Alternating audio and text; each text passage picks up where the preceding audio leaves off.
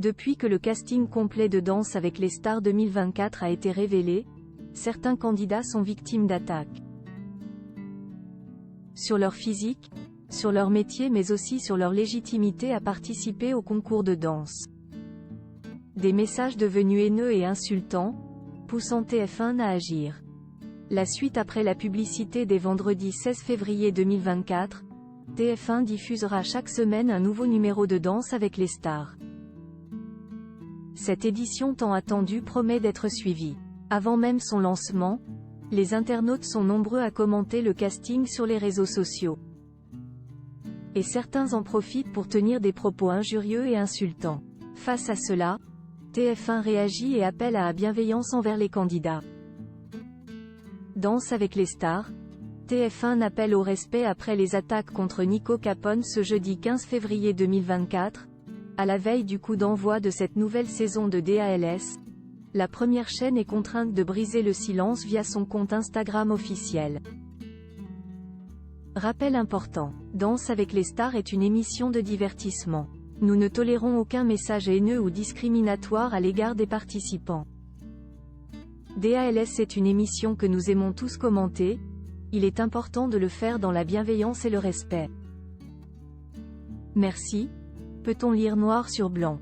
Une mise au point nécessaire, notamment après les attaques grossophobes dont a été victime Nico Capone, influenceur et youtubeur au casting cette année. Ça va trop loin les amis. TF1 a dû désactiver les commentaires, au point que nous sommes. S'il vous plaît, déjà une famille. Soyez indulgents et respectueux au moins pour eux, a regretté le candidat qui formera un duo avec Inès Vandamme. TF1 déjà armé contre le harcèlement en ligne, une première mesure a déjà été prise.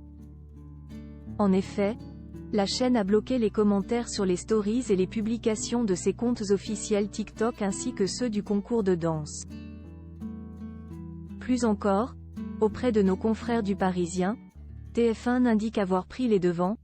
Nous avons mis en place un système de veille qui s'appelle Bodyguard, pour éviter tout débordement sur tous les contenus depuis plusieurs années. Il nous permet de mettre en place des alertes et de la modération. De quoi décourager au moins certains internautes malveillants. Cyberharcèlement dans DALS? Que risquent les coupables? Mais que risquent les auteurs de messages d'insultes et d'attaques discriminatoires?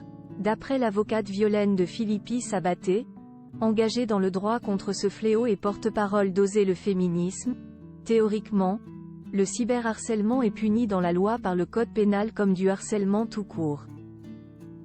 Le site officiel du service public précise alors que le cyberharceleur encourt une peine de prison inférieure à 10 ans ou une amende dont le montant est variable. Et l'avocate d'ajouter, le fait d'être dans une meute de harceleurs n'exempte pas un individu qui aurait même envoyé un seul message. Mais malheureusement dans la pratique, les enquêtes restent rares ou peu fournies après les dépôts de plaintes.